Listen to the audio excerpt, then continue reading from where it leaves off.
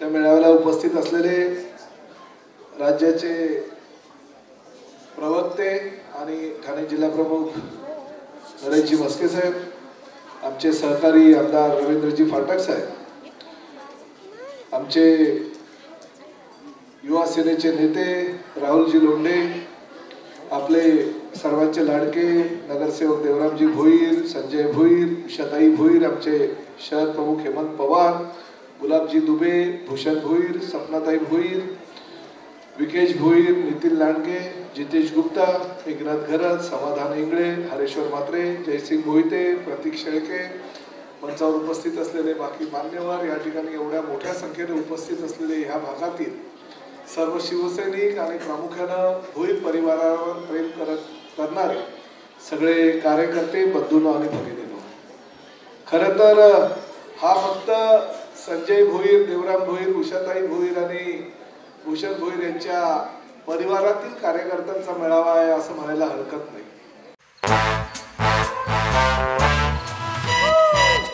Come, come, come, my love, please don't say no, baby. Come, come, come, my love.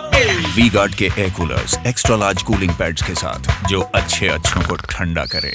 V-Guard air coolers, long lasting cooling.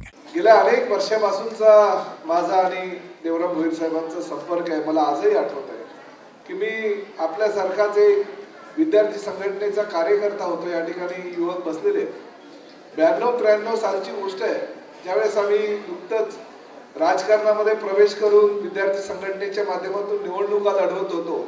महापालिकेची निवडणूक लढवणं वगैरे आमच्यासाठी फार मोठी गोष्ट होती. आणि त्यावेळेस मी विद्यार्थी संघटनेचा महाराष्ट्राचा उपाध्यक्ष झालो. मुंबईवरून मी आणि माझे काही मित्रपरिवार येत असताना माझ्या एका मित्रानं सांगितलं, अरे बाबा देवराम भोईरांचं आपल्याकडे आमंत्रण आहे, कबड्डीच्या टुर्नामेंट आहेत बाळकुंडला, आपल्याला आधी त्याला जायचं आहे.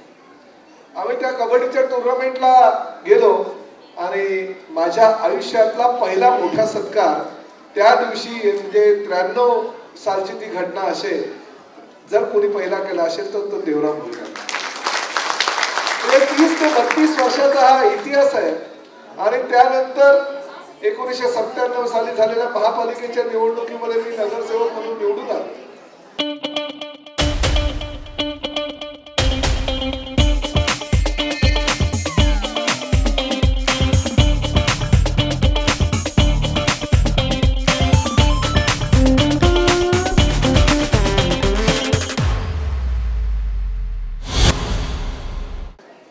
महापालिकेची कामं कशी करायची, कारण आमचे सिनियर नगरसेवक हे आणि आमचे सुभाष भाई, आम्ही त्यांचा मित्रपरिवार जुना, म्हणून विचारायला लागलो की देवरामजी आता नगरसेवक म्हणून निवडून आलो, कामं कशी करायची. तर मला साईडला घेऊन सांगितलं, बघ अशी अशी कामं करायची.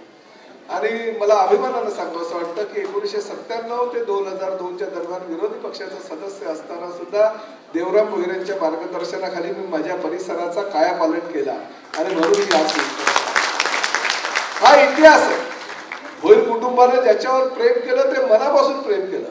हक्कानं कधी नॉनव्हेज खायची इच्छा झाली तर देवराम भोईरांना किंवा संजय भोईरांना फोन करून सांगतो, बाबा मी घरी जेवायला येतो, किंवा मला घरी डबा पाठवतो. प्रेमानं आणि अगदीनं तो घरी डबा पोचलेला असतो किंवा जेवणाचं तरी आमंत्रण दिलेलं असतं. असं प्रेम, असा जिव्हाळा भोईर कुटुंबाने आजपर्यंत केलेला.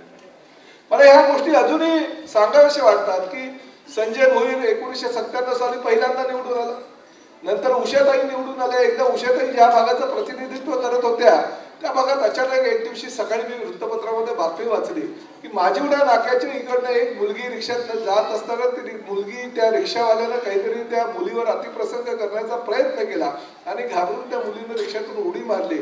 आणि ताबडतोब उषाताई भोईर त्या ठिकाणी पोहोचले आणि त्या मुलीला अक्षरशः स्वतःच्या मुलासारखं कडेवर घेऊन हॉस्पिटलमध्ये पोहोचवलं आणि त्या मुलीचा जीव लगेच त्या ठिकाणी उषाताईचं कौतुक केलं. त्या मुलीला जी काही योगदान द्यायचं होतं ते त्या भागातील लोकप्रतिनिधी म्हणून मी जाहीर केल्याने त्या मुलीचा जेव्हा घरी मी विचारणा केली तेव्हा त्या घरच्या लोकांनी सांगितलं की साहेब आमची मुलगी जी वाचली ती फक्त उषा भोईर वाचली.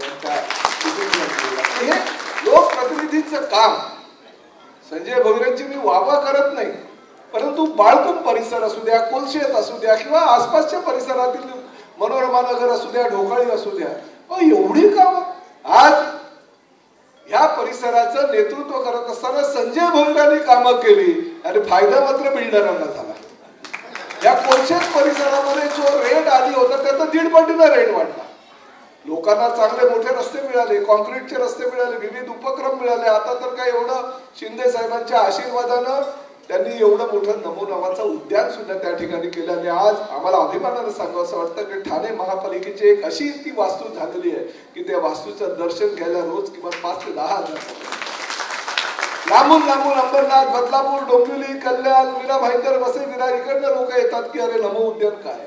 परंतु हे नमो उद्यानाची संकल्पना आदरणीय एकनाथ शिंदे साहेबांच्या माध्यमातून संजय भोईर यांनी साकारली आणि हे श्रेय जे जात आहे ते शिवसेनेला जात आहे असं मला अभिमानाने या ठिकाणी सांगावंसं वाटतं.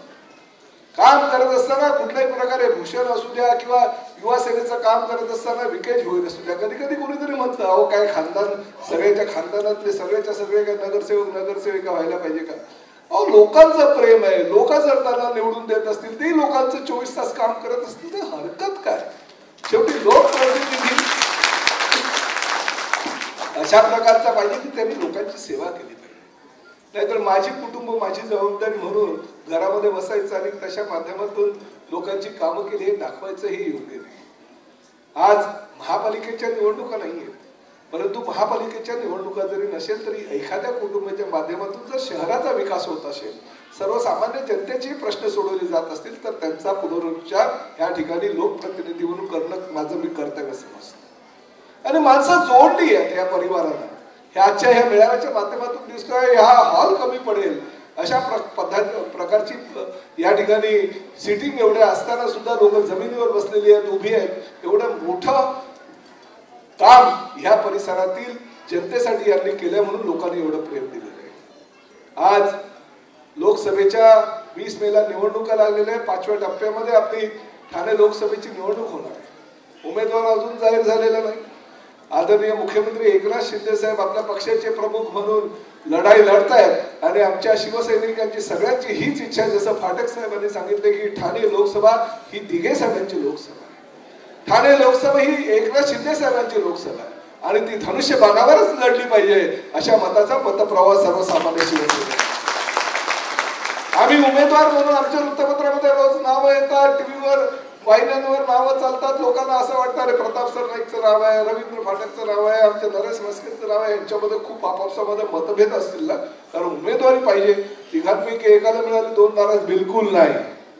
ज्या पद्धतीने शिवसेनेची परंपरा आहे तशाच पद्धतीनं कुणालाही उमेदवारी मिळाली ज्याचं नाव एकनाथ शिंदे साहेब घेतील त्यांना निवडून आणण्याची जबाबदारी सुद्धा आमच्या सगळ्यांची.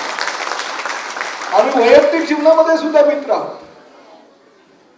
आम्ही कधी हे दावे केलेले नाही. तुम्हाला कल्पना असेल कारण कुठलीही गोष्ट काय लपवून राहते, काही गोष्टी ह्या लोकांच्या समोर जातातच.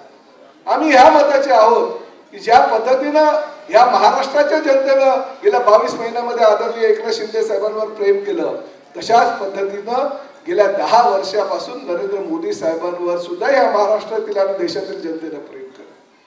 त्या नरेंद्र मोदींना तिसऱ्यांदा पंतप्रधान म्हणून बघण्यासाठी आणि आमचे आदरणीय मुख्यमंत्री श्री एकनाथ शिंदे साहेबांच्या नेतृत्वाखाली महाराष्ट्रातून 45 खासदार निवडून जाण्यासाठी ठाणे लोकसभेची जागा फार महत्वाची आहे आणि आपल्याकडनं हीच आम्ही अपेक्षा करतो. महायुती म्हणून जो उमेदवार आदरणीय शिंदे साहेब जाहीर करतील तो जाहीर करतील, जेव्हा जाहीर करतील तेव्हा जाहीर करतील. परंतु आपल्याला सगळ्यात जास्त मताधिक्याने ह्या राज्यामध्ये जर कुठली जागा निवडून आणायची असेल तर ठाणे लोकसभेची जागा निवडून. गेल्या निवडणुकीमध्ये 4,10,000चं मताधिक्य आपण सगळ्यांनी केलेल्या मेहनतीमुळे मिळालं होतं.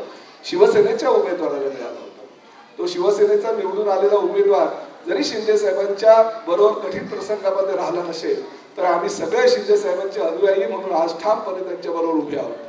जसे तुम्ही आमच्या बरोबर उभे आहोत तसे आम्ही त्यांच्या बरोबर उभे आहोत आणि येणाऱ्या लोकसभेच्या ह्या 20 तारखेच्या दिवशी आपण दाखवायचंय की नाही हा ठाणे जिल्हा पहिला होता आनंद दिघे साहेबांचा आणि त्यानंतर हा ठाणे जिल्हा आहे फक्त आणि फक्त एकनाथ शिंदे साहेबांचा. आणि ह्या ठाणे लोकसभेची जागा गेल्या निवडणुकीमध्ये आम्ही 4,10,000 मतांच्या फरकाने जिंकली, परंतु ह्या निवडणुकीमध्ये ही जागा आम्ही 5 लाखापेक्षा जास्त मताधिक्याने निवडून आणू असा विश्वास आजच्या ह्या सभेच्या माध्यमातून आपल्या माध्यमातून मी देतो. आपण निश्चितपणे ह्या 20 तारखेसाठी जसं उषाताईंनी सांगितलं तसं गावी वगैरे न जाता आताच जायचं असेल तर जाऊन या लवकर, परंतु 20 तारखेपर्यंत आणि 20 तारखेच्या दिवशी आपण ह्या ठिकाणी थांबून आदरणीय पंतप्रधान नरेंद्र मोदी यांना तिसऱ्यांदा पंतप्रधान करण्यासाठी आणि आदरणीय मुख्यमंत्री श्री एकनाथ शिंदे साहेबांचे हात बळकट करण्यासाठी फक्त आणि फक्त 20 तारखेला महायुतीचा उमेदवार निवडून आला अशी विनंती आजच्या या प्रसंगी आपल्याला करतो. आपल्याला सगळ्यांना या चालू असलेल्या चैत्र नवरात्रोत्सवाच्या खूप खूप शुभेच्छा देतो आणि माझी रजा घेतो. जय हिंद, जय महाराष्ट्र.